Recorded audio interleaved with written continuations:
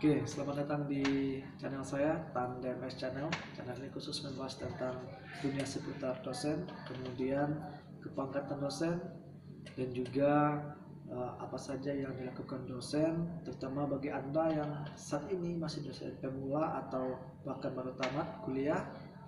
Nah, maka ikuti terus channel ini.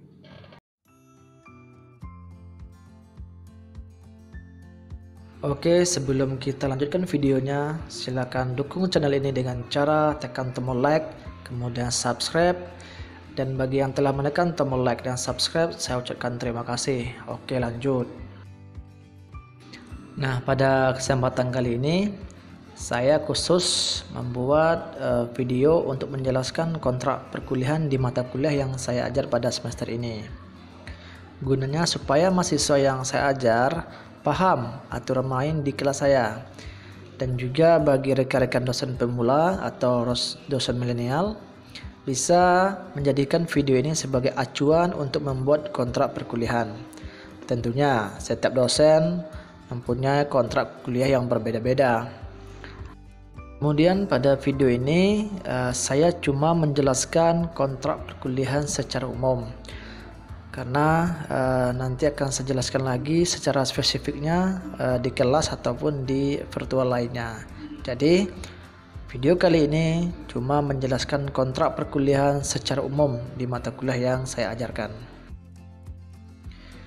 Oke, yang pertama yang akan saya jelaskan pada kontrak kuliah ini adalah sistem penilaian. Nah, di sistem penilaian ini saya memberikan 5 kriteria atau 5 unsur. Yang pertama adalah kehadiran sebesar 10% bobotnya, kemudian latihan atau tugas sebesar 25%, kuis sebesar 10%, UTS sebesar 25%, kemudian UAS sebesar 30%.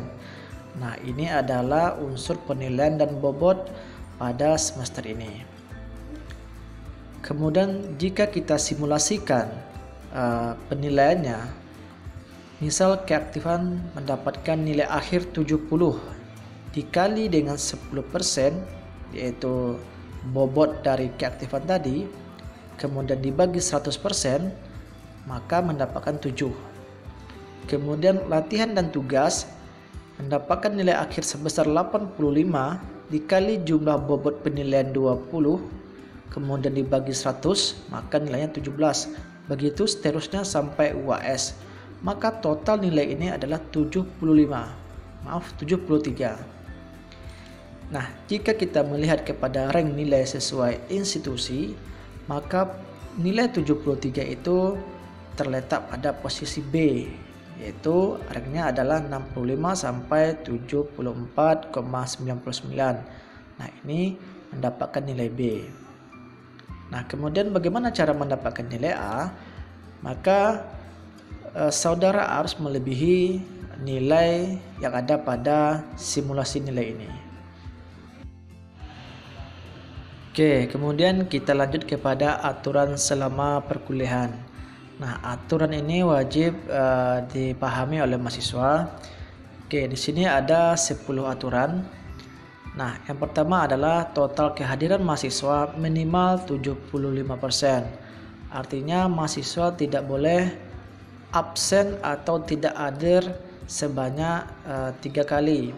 Kalau sudah alfa sebanyak 4 kali, maka mendapatkan nilai D, dan juga tidak boleh ikut ujian. Nah, itu dari kebijakan institusi kita. Kemudian yang kedua adalah mahasiswa harus berpakaian rapi sesuai aturan seragam institusi. Kemudian yang ketiga adalah mahasiswa terlambat maksimal 15 menit. Bagi yang terlambat melebihi batas toleransi tidak diperkenankan mengisi daftar hadir. Nah, jadi saudara cuma bisa terlambat 15 menit. Oke, kemudian yang keempat adalah mahasiswa tidak diperkenankan untuk titip absen. Nah, jadi apabila ini diketahui, maka sanksinya kelas atau kuliah pada jam tersebut saya tiadakan. Kemudian yang kelima, mahasiswa yang tidak dapat atau berhalangan hadir pada saat mengikuti UTS atau UAS dapat mengikuti ujian susulan sesuai dengan ketentuan yang berlaku. Kemudian yang keenam adalah mahasiswa yang mencontek saat UTS akan diberikan sanksi berupa nilai akhir D, tidak memperhatikan komponen yang lainnya. Artinya jika saudara ketahuan mencontek saat UTS ataupun saat UAS, maka nilai saudara secara otomatis itu mendapat nilai D. Kemudian yang ketujuh adalah daftar hadir, hanya diedarkan selama perkuliahan berlangsung. Ya, kemudian yang kedelapan adalah selama perkuliahan HP harap di silent. Kemudian bagi yang kelihatan main HP silakan meninggalkan kelas. Jadi selama perkuliahan berlangsung saudara tidak bisa atau tidak boleh menggunakan handphone ya. Nah, ini jika perkuliahan dilakukan tatap muka. Kalau misalnya daring ya silakan saja. Kemudian yang kesembilan adalah menjaga kesopanan dalam berkomunikasi dengan dosen, teman maupun secara langsung ataupun tidak langsung. Ya, bisa di WA atau telepon dan sebagainya. Kemudian yang terakhir adalah bagi mahasiswa yang mengganggu jalannya perkuliahan, maka akan saya suruh keluar. Nah, ini adalah 10 aturan-aturan yang harus dipahami mahasiswa selama perkuliahan semester ini. Oke, kemudian ini adalah materi yang akan kita pelajari selama 1 semester ini. Nah, tetapi pada video kali ini saya tidak menjelaskan di sini apa-apa saja materi yang akan kita bahas sebelum maupun sesudah UTS. Jadi ini akan saya jelaskan secara langsung menggunakan virtual lainnya. Oke, kemudian kita masuk kepada latihan dan tugas ya. Di sini ada latihan dan tugas, kemudian saya akan menjelaskan terlebih dahulu mengenai tugas maupun latihan. Nah, jadi selama perkuliahan akan selalu ada latihan di 1 jam terakhir.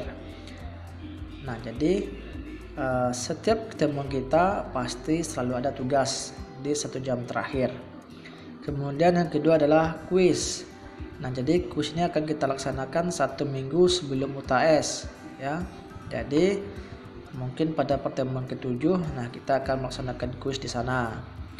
Kemudian sistem penilaiannya juga akan disampaikan pada hari H. Nah, jadi saya tidak menjelaskan bagaimana sistem penilaian kuis di video kali ini. Kemudian yang terakhir adalah tugas ya. Jika misalnya kita tidak ada UAS, maka tugas ini pengganti nilai UAS-nya. Nah, tugas ini sifatnya berkelompok. Nah, jadi beranggotakan 2-4 orang. Kemudian pembagian nilainya adalah 80 jika proyeknya sesuai harapan. Kemudian 20 lagi kehadiran pada saat waktu presentasi. Jadi total tugasnya adalah 100. Oke, kemudian yang terakhir adalah hal-hal lainnya. Nah, ini seperti nilai tambah, kemudian motivasi dan lainnya. Nah, pada kesempatan kali ini saya tidak menjelaskan di video ini apa itu nilai tambah dan motivasi. Nah, ini akan saya jabarkan pada kesempatan lainnya, tentunya kepada mahasiswa langsung. Jadi tidak di video kali ini. Oke, terima kasih telah menyaksikan channel saya di TanDMS Channel. Jangan lupa tekan tombol like, subscribe, dan dibagikan ke rekan-rekan saudara. Semoga bermanfaat.